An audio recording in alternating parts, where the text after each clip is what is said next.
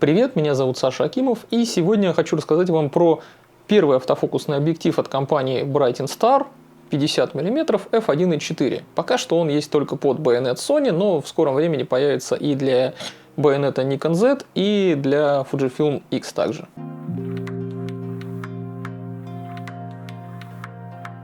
Я недавно говорил уже про эту молодую компанию в другом видео, где я тестировал их тоже прекрасный объектив. Не то чтобы там запредельно крутой, но, по крайней мере, он действительно очень даже неплох. 12 мм f2 для кроп-систем, тоже для Fujifilm XF там был в данном случае. И он, в общем, показал себя довольно неплохо. И они, как я посмотрел, поизучал их сайт, вообще поизучал, что они делают. Потому что у них уже достаточно много разных моделей на данный момент мануальных, без автофокуса, но все они в каком-то смысле интересны. Не только внешне, да, не только по дизайну, но и какие-то решения там интересные у них применены, или фокусные не совсем стандартные, или еще что-то. В общем, каждый их объектив, он довольно занятен. И при этом он не очень дорогой, и при этом он еще и имеет по минимуму каких-то компромиссов с точки зрения оптики. То есть, допустим, у них есть блинчик для Leica M байонета, у которого фокусное расстояние 28 мм f2.8, и да, он на f2.8 никакущий, но если прикрыться, то он вообще-то довольно прекрасен, при этом он по дизайну интересен. Вот объектив, который я недавно тестировал, 12 мм f2, он имеет ряд каких-то небольших компромиссов, у него кое-где бывают там с хромотой приколы какие-то, еще что-то в особо сложных условиях, но в целом он довольно резкий, у него очень ровные углы, то есть он прекрасно подойдет для какой-то съемки, допустим, архитектуры или интерьеров, просто более чем, потому что там автофокус особо и не нужен, да и в принципе на таком фокусном расстоянии можно снимать вообще особо по этому поводу не запариваясь. Ну и, короче говоря, объективы у них прикольные и не очень дорогие, поэтому мне стало интересно с ними поработать. И ребята, конечно, мне прислали объективы для тестирования, чему я несказанно рад. И сегодня я буду рассказывать про их 50 мм f1.4. Тут они пошли сразу с козырей, потому что они выпустили вот этот полтинник светосильный для кроп-систем, где кроп-фактор 1,5, получается, что этот полтос, он автоматически превращается в 75 мм. Это приятное, уже портретное фокусное расстояние. Вообще на современных кроп-системах беззеркальных у них прям довольно оживленная конкуренция именно в области почему-то полтосов. Типа не эквивалентов полтинника, а именно 50 мм, которые в эквиваленте 75 мм. Или там, допустим, плюс-минус 56 мм, это 85 мм. В общем, они все в одной приблизительно весовой категории находятся, все между собой как-то конкурируют, кто-то что-то предлагает получше, кто-то что-то похуже, у кого-то какие-то допущения в одной области, у кого-то в другой. В общем, здесь, особенно среди китайцев, вообще прям очень жесткая конкуренция происходит. И я, например, в течение где-то года пользовался очень активно объективом Viltrox 56 мм f1.4 на камере Nikon Z30. У меня и на этот объектив, и на камеру уже есть обзор на канале, если не видели, то посмотрите. В общем, вот этот объектив, который у меня сегодня на обзоре, он является прямым конкурентом этого вот Viltrox, на мой взгляд, мне так кажется, потому что они оба примерно одинаково стоят. У них у обоих очень хороший, качественный металлический конструктив, они прям хорошо сделаны качественно, прям заебись. Вот. И у них у обоих светосила f1.4, немножко отличается фокусная, но тут, в принципе, там ничего такого катастрофического в этих отличиях не имеется. Сейчас у меня под систему XF также имеется еще и Viltrox 56 1.7, который по исполнению попроще, но, кстати, по картинке он даже местами получше, чем 56 1.4, как ни странно, хотя он прям сильно дешевле, прям в 2 раза дешевле. На него пока обзора еще нет, я только купил его, пока только еще тестирую, смотрю, что он может. Как только соберется достаточное количество материала, конечно же, ролик я выпущу. Также из недавнего, из того, что я пробовал, мне понравился TT Artisan 56 мм f1.8, он прям хорош, то есть я прям удивился, я не думал, что они смогут сделать этот объектив настолько прям замечательным. То есть у него отличный тоже металлический конструктив, светосила не 1.4, но зато 1.8, которая абсолютно рабочая, можно прям смело на ней снимать, он резкий и хорош. У него приятная бакешка, то есть и цена вообще более чем приятная, то есть там стоит он там сколько там, 1015, наверное, максимум, а то и дешевле. Также на канале у меня есть обзор и на Yongnuo 50 мм f1.8, который тоже достаточно неплох, но он все-таки такой, эта модель именно попроще, у них есть и более высокоуровневый Yongnuo, но вот конкретно которую я обозревал, она все-таки такая пластиковая, немножко игрушечная и не идеальная на 1.8, но в целом тоже хороший очень объектив. Ну и, конечно же, я пробовал и Sigma 56 1.4, которая, ну, выше явно уровнем, чем все эти ребята, хотя у нее тоже пластиковый корпус, но там оптически она, конечно, покруче, но тоже не в 100 раз, то есть она не прямо там всех там превосходит там невероятно как-то. То есть она просто лучше, но не запредельно. Наверное, самый крутой портретник, который я вот из последних таких крупнутых объективов использовал, это был Viltrox 75 мм f1.2 Pro, но это уже профессиональное реально стекло, которое делало там оптическую схему Hoya, то есть, ну, типа, это прям, вот это реально другой уровень, это уже превосходный объектив, который, ну, типа, лучше, чем все, которые я сейчас озвучивал, там, намного. Ну, пожалуй, единственное, чего у меня сейчас пока что в руках не было, это серии от компании Sirui Снайпер, ну, вот их я, да, не тестировал. Но в любом случае, я думаю, из того, что я сейчас озвучивал, вы понимаете, что я немножко шарю в вопросе, я попробовал огромное количество этих объективов, и китайских, и не китайских, на самых разных камерах, и на Никонах, и на кропнутых, и на Фуджах, и на Соньках в данном случае. И да, конечно, реальным бокемонстром и, типа, вне конкуренции находящимся является Viltrox 75 мм f1.2, но, во-первых, ты платишь там гораздо больший прайс, потому что там f1.2, пылевозащищенный корпус, ну и не очень удобная все-таки фокусная для каждодневного какого-то использования. 75 мм превращается на кропе в 112 мм. Это не всегда удобно, особенно если ты собираешься где-нибудь там в студии поснимать, то тебе может быть как-то не отойти и так далее. И для какого-то такого casual ежедневного использования и для съемки каких-то несложных портретов, наверное, все-таки лучше ближе к классическому вот такому портретному фокусному расстоянию находится все же 50 мм и 56 мм на кропах, что получается 75 и 85 мм соответственно. Когда ты сам не слишком далеко, но модель при этом уже хорошо отделена от фона бокешкой, и при этом все-таки фокусное расстояние не настолько теле и не настолько сплющивает перспективу, благодаря чему все-таки, да, у тебя лица людей не превращаются в блины. Ну, если сейчас кто-то из моих зрителей выбирает себе какой-то не слишком дорогой объектив для съемки портретов на кроп какую-то систему, то, пожалуй, да, можно обратить внимание на нашего сегодняшнего героя, на Brighton Star 50 мм f1.4. Я про него сейчас расскажу. Он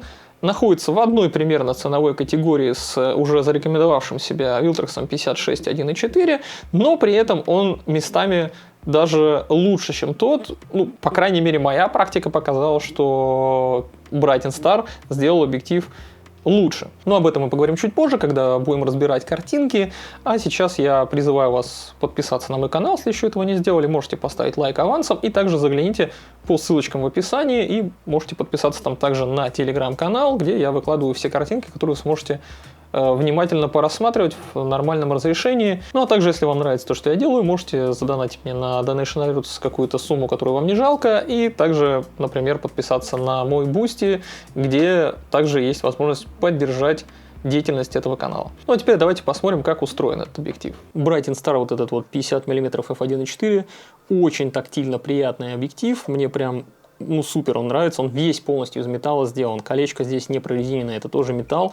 Ну, со временем понятно, что покрашенный металл, он, наверное, ну, когда долго будешь использовать интенсивно, может покрыться царапинками, какими-то потертостями, ну, пока он новенький, он прям вообще идеально выглядит. У него приятные шрифты, кстати, с надписями, здесь нарисовано, да, там, от бесконечности в ту сторону, ближе к нам, 0,5 метра минимальной дистанции фокусировки в эту сторону. Колесо, вот это вот колесико ручной фокусировки, это единственный орган управления, который на нем присутствует, на этом корпусе. Он широкий, и оно прям очень плавное. Но, по-моему, оно все-таки не механическое, потому что оно стопа не имеет, то есть это именно электронное, но оно прям как-то прям супер классно так подпружинено, сделано прям очень плавным. Также его удобно нацеплять на камеру, потому что вокруг здесь вот ребристая такая поверхность, немножко даже слишком резкие вот эти вот зазубрины, то есть если ты, допустим, на вот камере какой-нибудь используешь соневской, когда у тебя руки крупные, то ты будешь вот этими местами даже немножко чувствовать, наверное, дискомфорт от трения об эти места. Ну, короче, это не критично по большому счету. Здесь указано, что ID-элементы присутствуют, указано, что автофокусное стекло, это первый объектив у них с автофокусом, и, скажу вам, первый блин далеко не комом, сразу такой спойлер небольшой. Передний элемент довольно крупный для кропнутого вообще стекла, но здесь дырка 1,4, соответственно, здесь светофильтры используются 58 мм, влагозащиты, само собой, нет, все-таки объектив недорогой. И, кстати, забавно, что вот это металлическое, это все металл, если что, здесь пластика вообще просто нет. Ну, там внутри в конструкции где-то присутствует пластик, а так вообще весь корпус из металла, это в том числе байонетное крепление. Оно сделано из не серебристого такого металла, а темного, красиво. То есть это не крашеный металл, это именно какой-то темный металл. Я не знаю, что это за металл, на самом деле они тут использовали, но выглядит прям супер сексуально. Мне прям визуально просто очень нравится. И также здесь есть USB Type-C разъем для того, чтобы устанавливать свежие какие-то прошивки и обновления. Ну, единственное, что здесь реально пластиковое, это бленда, но если бы она была из металла, наверное, объектив стал бы еще тяжелее, он так просто, немало весит, далеко, он прям нормально так весит. Вот. У бленды есть кнопка, то есть вот так вот ставишь сюда, где кнопочка, пук, щелкнула, и вот у тебя она зафиксировалась. Чтобы разблокировать, нажимаешь кнопочку, все как в лучших домах Лондона. Конструкция, конечно, не знаю, не выглядит супер надежной, но лучше, когда хоть какая-то бленда имеется, чем когда ее нет.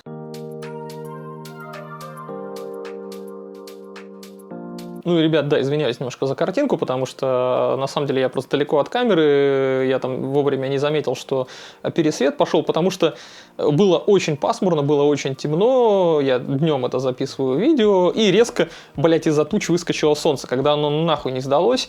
Уж извините, сейчас будет, наверное, возможно, какой-то небольшой пересвет. Я сейчас дырку прикрыл все же на объективе. Но не знаю, насколько это спасает. Мне кажется, мое лицо выглядит очень уж светлым. Если что, постараюсь на посте немножко вытянуть, как уж получится. Но я думаю, не столь важно великое качество моей говорящей головы. Важнее, наверное, то, что я изо рта изрекаю. Так что давайте смотрим. Уж за какое-нибудь неидеальное качество простите. Давайте вернемся к предмету нашего сегодняшнего разговора, к объективам. И сразу же, как я в самом начале ролика озвучил, хочу отметить, что Brighton Star 50 мм f1.4, он является прямым, вот прям максимально лоб в лоб конкурентом Viltrox 56 мм f1.4. Viltrox я довольно много пользовался, довольно долго пользовался, достаточно активно. И у меня к нему были две основные претензии. Это то, что у него есть диафрагма f1.4, но она по сути не рабочая. То есть только ради какой-то съемки в темных условиях, наверное, ее можно использовать. Если у тебя условия абсолютно нормальные, то тебе лучше прикрыться хотя бы где-то до f2, чтобы у тебя более-менее удобоваримая картинка получилась, потому что на 1.4 там и с хроматическими операциями беды, не то чтобы прям там совсем все плохо, но они прям присутствуют ощутимые. Он недостаточно резкий на f1.4. Да, конечно, странно, наверное, требовать от объектива за 200 баксов, там, за 200-250 долларов, чтобы он прям был божественный на дырке f1.4. Такой вот я взыскательный дурачок, хочу докопаться до него, да. В общем, в сущности, это вот первая претензия. И вторая, это то, что он очень сильно ловил засветки. Если у тебя какой-то контровой свет, свет где-то сбоку, даже с блендой это не особо спасало от засветок. У тебя прям огромные блики, огромные засветки с потерей контраста. В общем, очень плохо себя чувствовал он в каких-то сложных условиях освещения. Так вот, в пику этому Brighton Star 50 мм f1.4 резкий, уже сразу с открытой. Он прям охеренно резкий, у него нет практически хроматических аберраций, и лишь немножечко к краям детализация начинает падать на 1.4, вы понимаете? То есть ты вот прям на максимально расхлебененной диафрагме у тебя все хорошо с картинкой. Максимально ровная резкость у него становится здесь, конечно же, на прикрытой диафрагме до f2.8 где-то, то есть она прям выравнивается нормально, но вообще при съемке портретов не особо критично, чтобы у тебя была прям супер идеальная резкость по всему полю кадра. На 1.4 у тебя, когда центр хороший, этого более чем достаточно, потому что ты все равно будешь размещать, собственно, объект или там, что бы ты там ни снимал, человека или что угодно, или животину какую-то в середине кадра, так что там это будет важно. Если ты куда-то в угол, конечно, человека захотел загнать, то тут уже как бы у меня вопросики, нахера так делать. Ну и Brighton Star гораздо меньше ловит какие-то блики и засветки.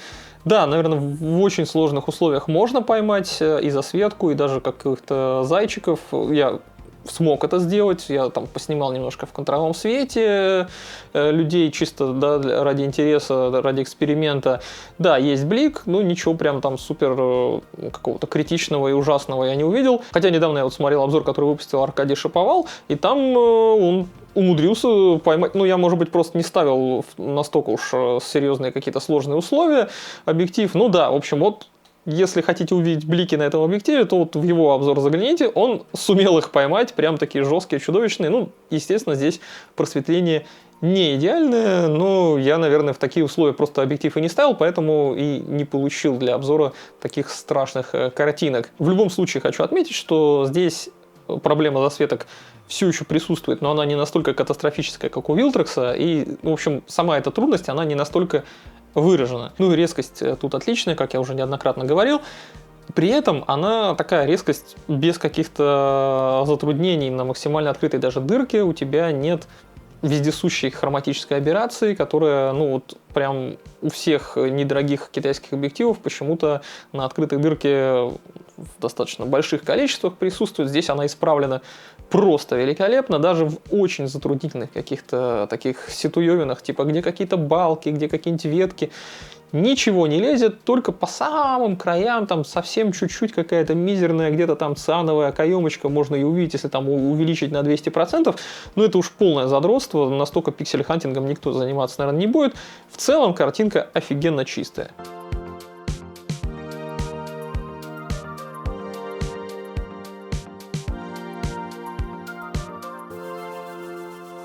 Ну, это я еще для обзора выключаю тут всякие коррекции, чтобы посмотреть, как там будет себя вести объектив и прочее в сложных каких-то условиях.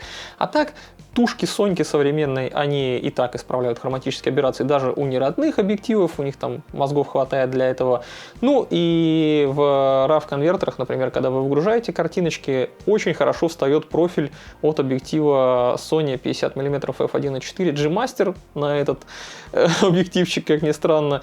И опять же, картинка становится супер прекрасно. Ну и на прикрытой диафрагме я тоже поснимал, чтобы посмотреть внимательно на детализацию, что он там вообще может.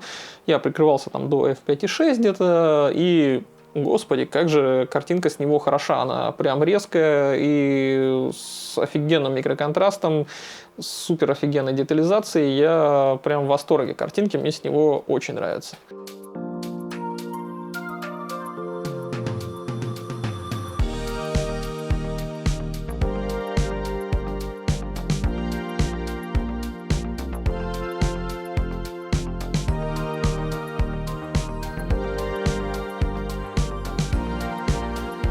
Хотя что мы все время сейчас про резкость-то говорим? Это у этого объектива вообще-то подразумевается портретное какое-то применение в большей степени, чем съемка каких-то резких объектов на прикрытой диафрагме.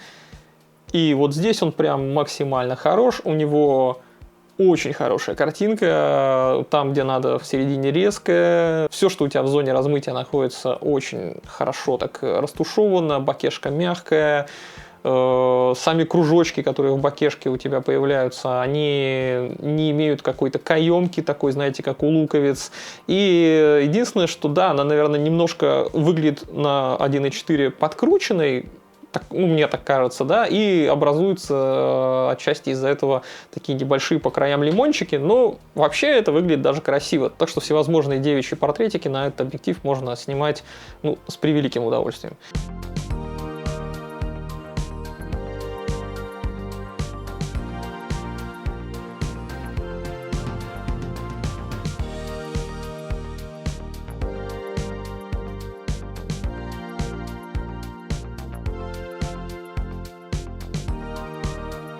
Ну и, кстати, хочу отметить, что объектив сразу же прекрасно работает с автофокусом у Sony. Ну, бывает, знаете, у неродных каких-то стекол, когда ты их нацепляешь, тебе надо ждать там 10 прошивок, пока там все допилят, или он там тупит как-то, лагает, глючит, туда-сюда линзы гоняет в каком-то бессмысленном хороводе.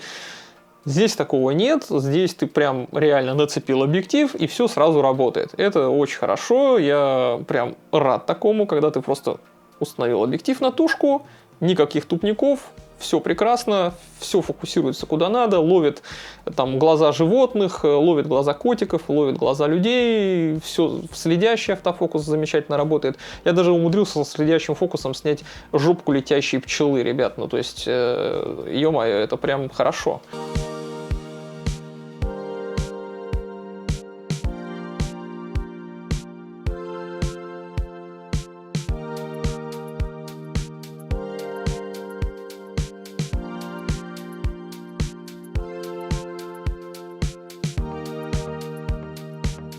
Ну и, кстати, да, объектив фокусируется относительно близко, ну, как для фокусного расстояния эквивалентного 75 мм. Так что любительское макро ему тоже по плечу, на него можно снимать всякие цветуёчки.